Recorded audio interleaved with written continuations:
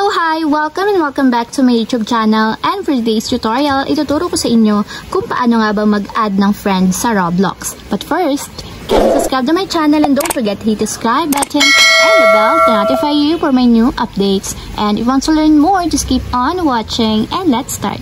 So ayan guys, for today's video, para makapag-add friend tayo sa Roblox, i-open muna natin ang ating account o yung ating app sa Roblox. So ayan guys, dito sa homepage, makikita nyo na agad dito yung add friends and then yung friends ninyo. So dito sa right side, lalabas dito yung inyong mga friends na online and then dito yung add friends. So para makapag-add, itatap lang natin yung add friends. And then after yan guys, dito sa search bar, pwede nating i-search yung display name or username nung gusto nating i-add. So, mas madali kasi guys kapag username yung gagamitin ninyo. Kasi kapag username, masasearch nyo agad yung taong gusto nyong i-add. Kasi pag username, wala siyang katulad or kapangalan. Pag display name kasi guys, is maaring merong kapangalan. Kaya medyo mahirap gamitin kapag display name. So, ilalagay lang natin yung username dito guys. Search lang natin at.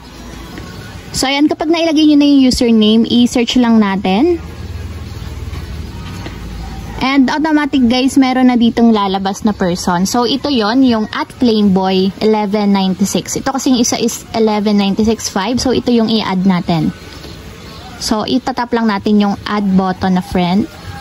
So pagka-open guys ng profile, itatap lang natin yung add friend.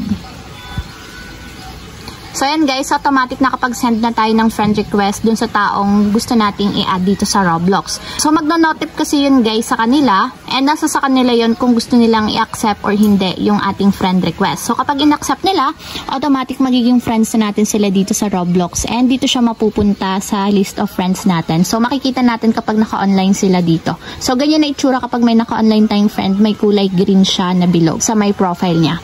So, ayun lang guys, ganun lang kasimple kung paano nga ba mag-add ng friend sa Roblox. If you have a question, kindly comment down below and don't forget to hit the subscribe button and the bell to notify you for my new update.